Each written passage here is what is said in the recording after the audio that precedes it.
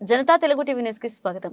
యాదాద్రి భువనగిరి జిల్లా భువనగిరి పట్టణంలోని స్థానిక ఏపీ గ్రామీణ వికాస్ బ్యాంక్ ప్రాంతీయ కార్యాలయం ముందు ఉద్యోగుల సంఘ ప్రాంతీయ కార్యదర్శి జె సునీల్ కుమార్ మరియు ప్రాంతీయ మరియు కార్యదర్శి అధికారుల సంఘం ఏవై సోమేశ్వరరెడ్డి ఆధ్వర్యంలో దేశవ్యాప్త ధర్నా పిలుపులో భాగంగా ఈ రోజు 150 మంది ఉద్యోగులు, అధికారులు, తాత్కాలిక విశ్రాంతి సిబ్బంది కలిసి ప్రాంతీయ కార్యాలయం ముందు ధర్నా నిర్వహించారు.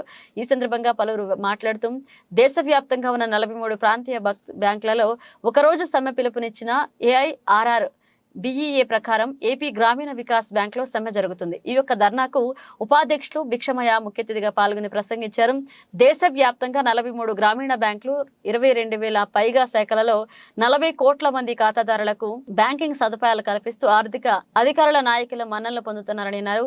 అయితే బ్యాంకులలో 3,000కు పైగా ఖాళీలను భర్తీ చేయకుండా 15,000కు పైగా ఉన్న తాత్కాలిక దేవుని క్రమబద్ధీకరించిన భారాన్ని పెంచుతూ సేవలో విపరీతమైన ఇబ్బంది ప్రభుత్వం గురి చేస్తుందని అన్నారు.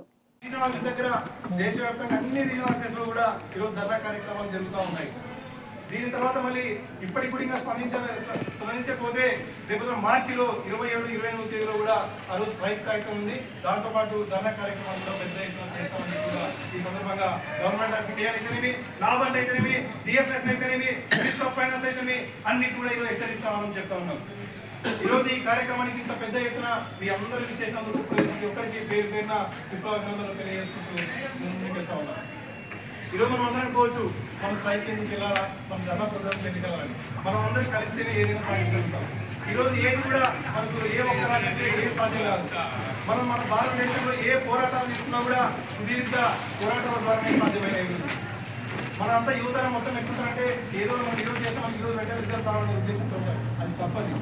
మనకి ఈరోజు మన సీనియర్స్ ఈరోజు పెన్షన్ గురించి కొన్ని సంవత్సరాలు 20 సంవత్సరాలు పోరాడితే కానీ వాళ్ళు 2018లో ఏప్రిల్లో పెన్షన్ రాలేదు. వాళ్ళందరూ రిటైర్ అయిన తర్వాత జస్ట్ ఒక పిఎఫ్ జీతంతో మాత్రమే వాళ్ళు ఉండే పరిస్థితి నుండి ఈరోజు ఒక్కొక్కరు 60,000, 70,000, లక్షల దాకా పెన్షన్ తీసుకుంటా ఉన్నారు. మనమందరూ ఎవరైనా పోరాటాలు చేయకపోతే ఆ పెన్షన్ కేసు మనం సాధించేవాళ్ళమా? కాబట్టి మనమందరూ యువతను ఒకటే గమనించాలి. ఇప్పుడు మన బ్యాంకులో ఉన్నటువంటి పెద్దలందరూ కూడా మొత్తం రిటైర్ అయిపోతాం.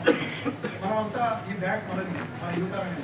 మనమందరం కూడా ఒక యూనిట్గా లేకుండా మనమందరూ డివైడ్ అయితే మాత్రం మనమంతా మేనేజ్మెంట్ కూడా డివైడ్ పాలసీ చేసేసి మన యూనియన్ మొత్తం కాల్ చేసేదానికి ముందుతున్నాం.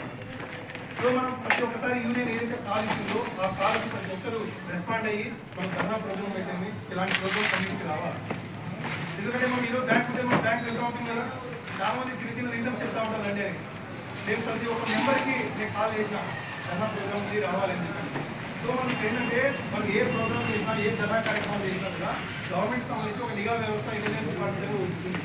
మరి ఇక్కడ ఏమేమి జరుగుతుంది సిటీలో, సో మొత్తం అప్పటిలో ఉండి కూడా ఇక్కడ మొత్తం ఎంతమంది అటెండ్ అయ్యారు, ఏం ధర్నా కార్యక్రమం జరుగుతుందా, ధర్నా కార్యక్రమం ఇలాంటి ఏంటి, సో ఇవన్నీ విషయాలు కూడా గవర్నమెంట్కి నివేదించడం జరుగుతుంది.